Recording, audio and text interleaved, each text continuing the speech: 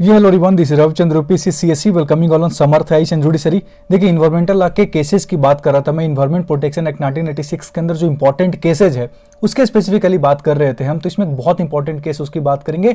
Union Carbide corporation versus Union of India, Bhopal gas tragedy के compensation का case है ये।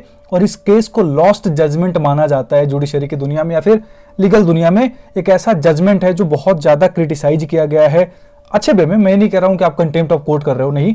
Something that is considered as a missing statement, missing judgement.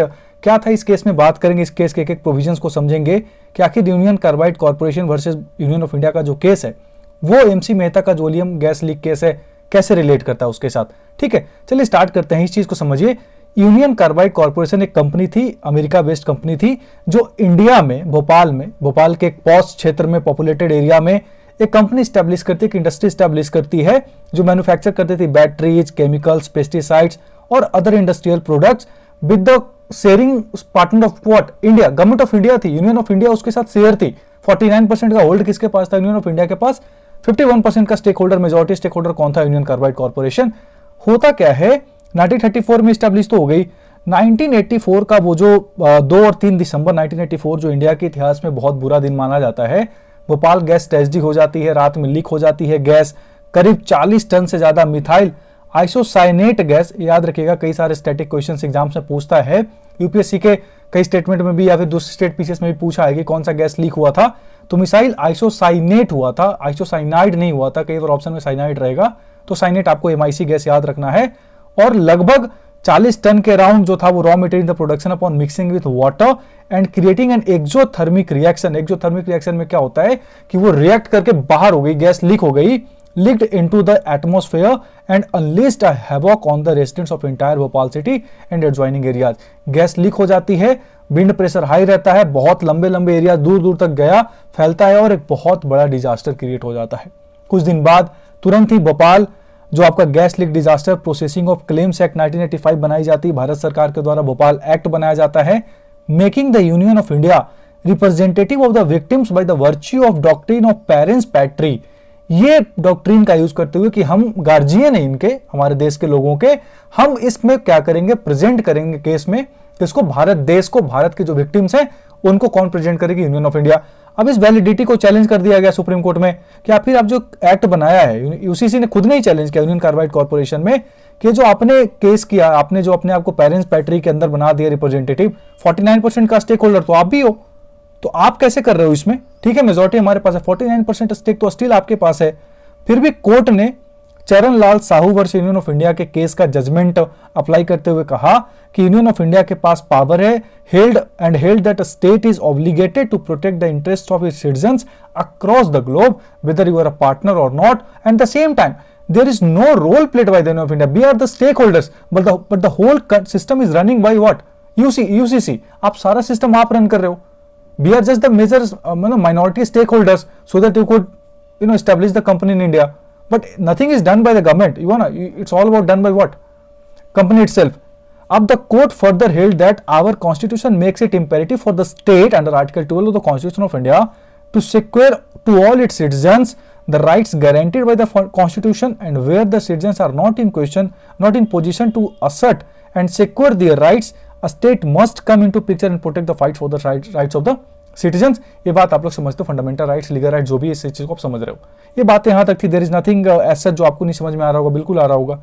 पर इसके बाद जो हुआ, इट शॉक्ड द जुडिशरी।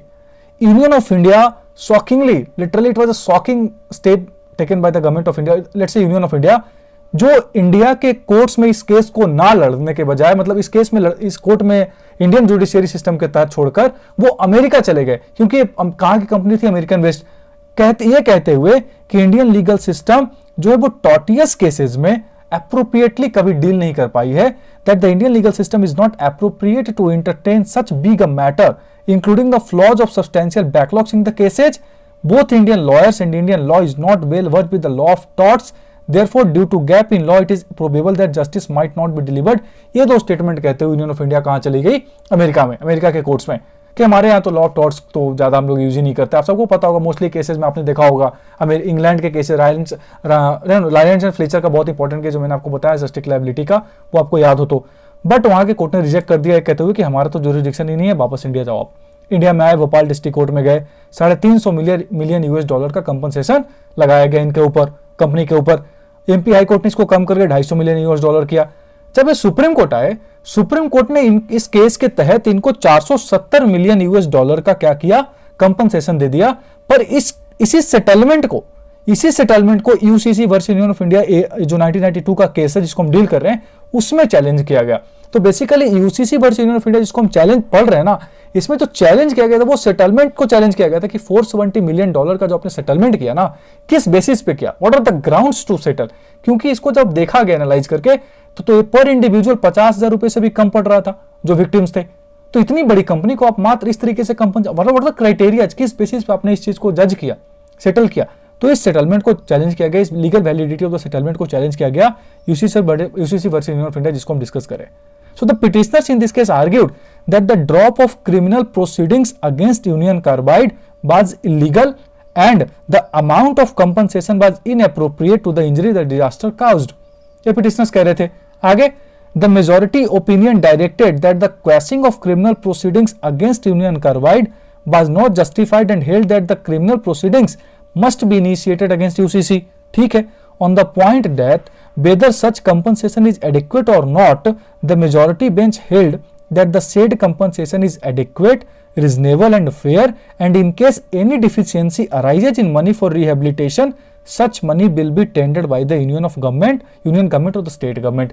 ये बात कह दी गई स्टेटमेंट में, इस जजमेंट में, कि अगर कोई चीज होता है, मान लो पैसा नहीं दे पा रही कंपनी, तो यूनियन गवर्नमेंट और स्टेट गवर्नमेंट देगी, ये बात कह दी गई।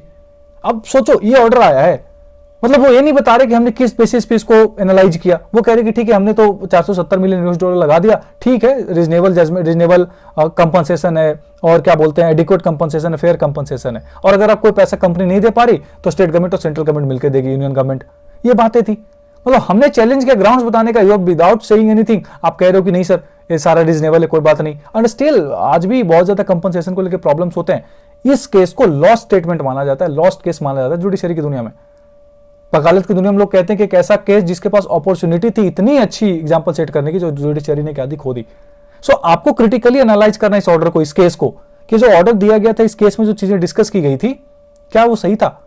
क्या वो जो सुप्रीम कोर्ट का स्टेटमेंट इस केस में जो भी जजमेंट आया कि फेयर है, एडिक्वेट है, हमने चैलेंज किया वापस UCC versus Union of India के केस में कि सर आप देखो, रिलुक करो, पर आपने कह दिया कि नहीं ये एब्सोल्यूट है, मतलब फेयर है, रीजनेबल है।